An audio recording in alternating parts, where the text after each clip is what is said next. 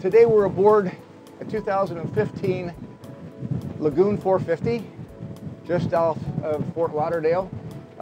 We've got pretty decent winds, and we're going to show you the features of this Lagoon. It's a very well-equipped owner's version.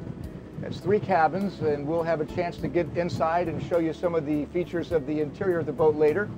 But right now I'm at the Flybridge, and everything up here is right at the captain's reach.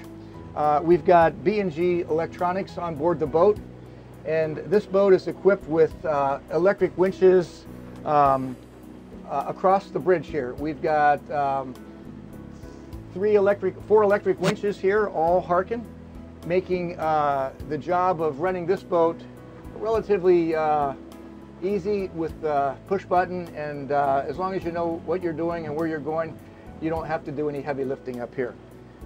We've got dual controls for the engines here. We've got a bow thruster. It's a single bow thruster, just located in the starboard hull, but as we came away from the dock today, she's got plenty of power to move this boat and allow you to pretty much spin this boat around in its own length. We've got all the readouts. We've got engine electronic controls down here.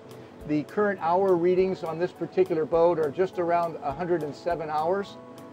And we have today just our Genoa that we're going to fly, as well as the mainsail.